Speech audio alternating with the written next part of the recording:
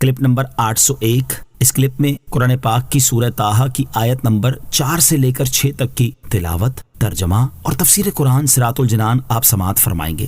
بسم اللہ الرحمن الرحیم۔ ترجمہ: اللہ کے نام سے شروع جو نہایت مہربان رحمت والا ہے۔ تنزیلا ممن خلق الارض والسماوات العلا۔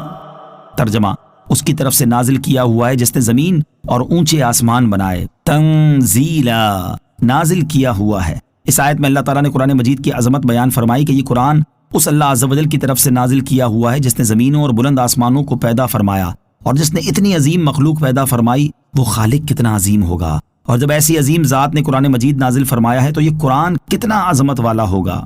قرآن مجید کی عظمت بیان کرنے کا مقصد، یہاں قرآن کریم کی عظمت بیان کرنے سے مقصود یہ ہے کہ لوگ اس کے معانی میں غور و فکر کریں اور اس کے حقائق میں تدبر کریں، کیونکہ اس بات کا مشاہدہ ہے کہ جس پیغام کو بھیجنے والا انتہائی عظیم ہو تو اس پیغام کو بہت اہمیت دی جاتی ہے اور پوری توجہ سے اسے سنا جاتا ہے اور بھرپور طریقے سے اس کی اطاعت کی جاتی ہے۔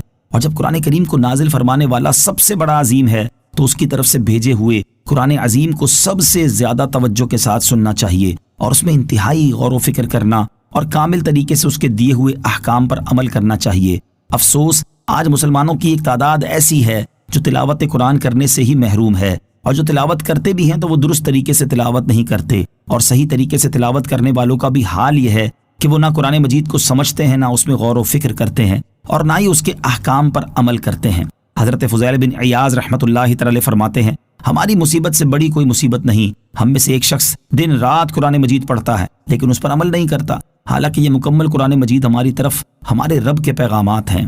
اور حضرت محمد بن کعب قرظی رحمۃ اللہ تعالی فرماتے ہیں، جس تک قرآن مجید پہنچ گیا تو گویا اللہ تعالیٰ نے اس سے کلام کیا، جب وہ اس بات پر قادر ہو جائے تو قرآن مجید پڑھنے ہی کو اپنا عمل قرار نہ دے، بلکہ اس طرح پڑھے جس طرح کوئی غلام اپنے مالک کے لکھے ہوئے خط کو پڑھتا ہے، تاکہ وہ اس میں غور و فکر کر کے اس کے مطابق عمل کرے۔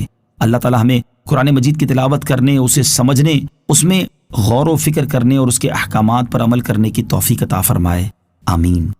الرحمن علی العرش استوى له ما في السماوات وما في الأرض وما بينهما وما تحت الثرى۔ ترجمہ: وہ بڑا مہربان ہے، اس نے عرش پر استوا فرمایا جیسا اس کی شان کے لائق ہے، اسی کی ملک ہے جو کچھ آسمانوں میں ہے اور جو کچھ زمین میں، اور جو کچھ ان کے درمیان ہے اور جو کچھ اس گیلی مٹی یعنی زمین کے نیچے ہے۔ الرحمن، وہ بڑا مہربان ہے۔